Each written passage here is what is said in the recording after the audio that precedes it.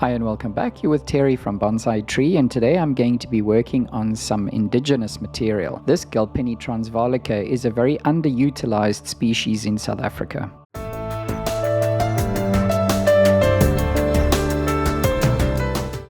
If you find the following content helpful, then you can thank me by clicking the thanks button just below the video. If you've never heard of Galpinii transvaalica, allow me to first share some interesting information about them. Their growth habit is very much like a shrub or a small tree. The rough textured bark on this tree is indicative of its age. However, when young, the bark is a lot smoother. I field grew this tree over a number of years. You will definitely never get a trunk of this size if you're going to develop it in a container. In fact, my experience with the species is that it develops extremely slowly when containerized. So probably the best sources of material is going to be either collected from the wild or alternatively field grown. So why grow Galpinii transvaalica, or as it is commonly known, the wild pride of India? Well, for one reason, it has very reliable autumn color. These random leaves that I'm showing you are nowhere near the red color that it forms in the autumn. They also bear masses of white flowers which look stunning. One of the growing characteristics which I do not like about the species is that it seems to suffer from random dieback. I don't know yet whether this is something that I'm doing wrong or whether this is normal. I'm also not sure of its ability to heal over large wounds. To see what it is capable of, you can see this old scar which has healed over entirely. This cut was made a lot more recently and hasn't finished healing yet. I am confident though that if I was to stimulate the edge of the cambium, it will heal faster. This wound was created about the same time as the previous one and is much larger. You can clearly see the lines or the folds of the cambium or callus tissue as it folds over. This is what the spring and late summer or early autumn growth looks like, which is very attractive. I would also use this as an indication that cuts made now will produce back budding and new shoots really that one can work with. One of the tasks that I need to complete today is to sort out some of these congested areas where I have multiple portions of growth emerging at the same points on the trunk or very close to one another. Before I start working on the tree, I'll also have to remove any dead growth which I find, and then as I've never wired the tree before, I need to apply some wire and give the structural branches just some direction and place them in the positions that I need them to be. I allowed some growth to emerge low down in the trunk in the event that I wanted to keep some of it, but I have decided which branch I'm going to keep, and so the rest I can remove, and I'm going to be using a knob cutter to do that with. The reason I kept this growth initially was because I was concerned about the negative space below the tree or the first major structural branch coming out to the left. The branch which I'm keeping is pretty flimsy in comparison to the other structural branches, but over time it will thicken. Some good advice for you is that when you start working on new material, it is always a good idea to keep more branches than you think you will need and rather eliminate them later. I've agonized over keeping this branch that you see me working on now for a couple of years in fact, and I've now made the decision to remove it. Ultimately, the decision to remove the branch was made easier by the fact that its angle to the ground is very horizontal, and it also grows opposite another branch which is a structural portion which I definitely need to keep. Decisions such as these should not be taken based on rules only, but they should be taken in the light of what will improve or make the tree look better. Now, rather than just cutting off the branch, I'm going to make a piece of deadwood out of it. The look I'm going for is where the branch has broken down by some weight that was hanging onto it, or just perhaps a factor like wind. For this deadwood work, I'm going to be using a flat chisel and then peeling the wood fibers away using a gin pliers.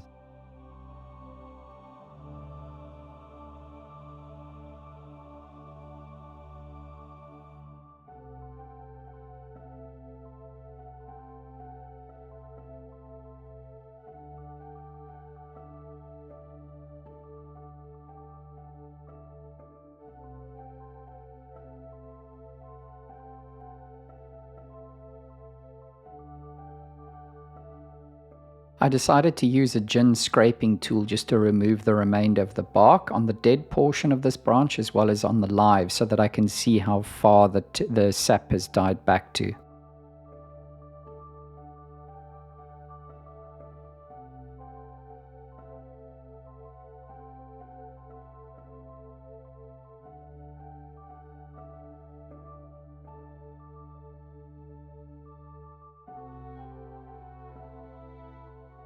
After splitting and peeling for some time, that's the end result. The wood of the species is not very hard.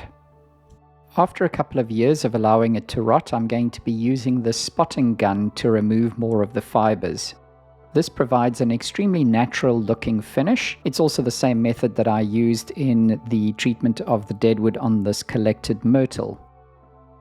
Continuing on now, and to remove some of this deadwood, I'm going to be using a root cutter because it's a very robust tool and I find it works extremely well for doing this kind of work. You could of course use a saw as well, but this works very much faster. For those larger branches, you will need to use a saw, and it's best to use one which has a very fine tooth, as this will give you the best or the cleanest cut. Using a smaller root cutter, I'm now just going to remove the rest of the dead branchlets.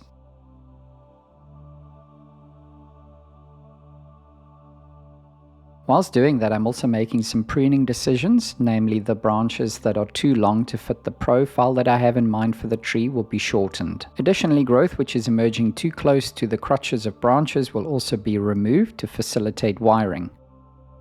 Before working with scissors, I always like to make sure that they're extremely sharp. It only requires a couple of strokes with a DMT file and it's ready.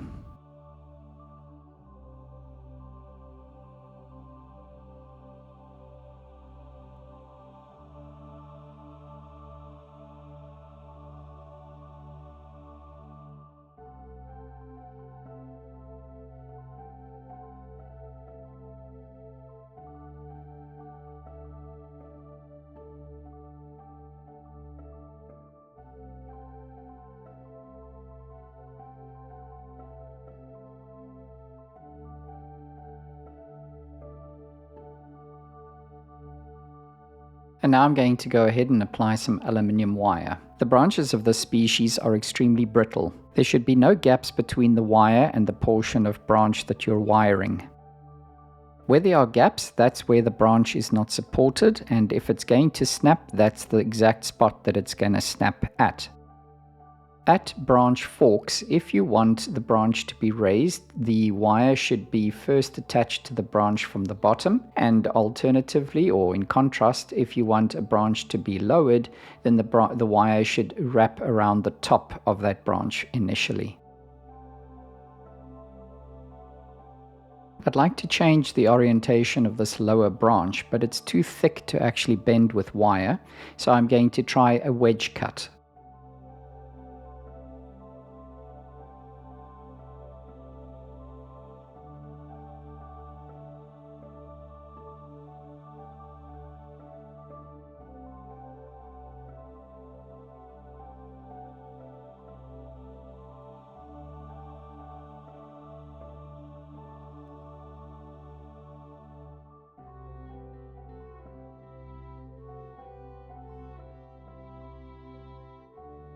I'm finished with the wedge cut, and it did close the wedge very nicely. However, it did split at the shoulder of the branch below. I'm going to seal the split very well with top gin sealer in an effort to keep the moisture in this open wound.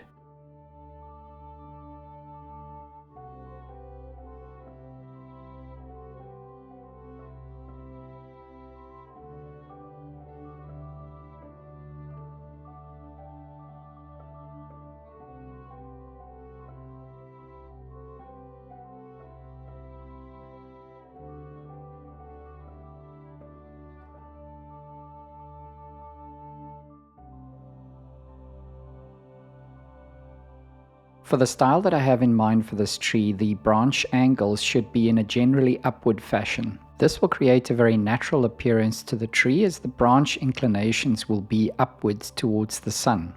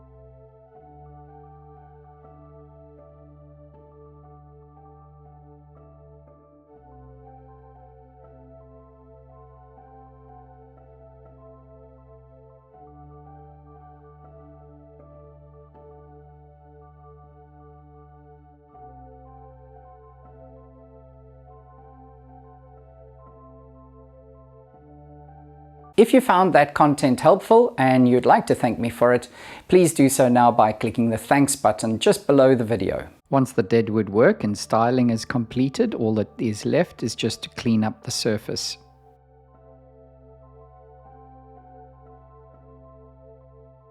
I did leave some deadwood work for next time. I'd also like to pressure wash the tree and get rid of this green algae appearance. I hope that you like my styling choices for this tree, and if you have any comments to make, please do make them below. I'd love to hear from you. Bear in mind that this is effectively the first styling of this tree, and so it's only just now beginning its journey as a bonsai tree. Thanks very much for watching. I hope that you enjoyed the video. Please like and subscribe to the channel, and until next time, take care. Goodbye.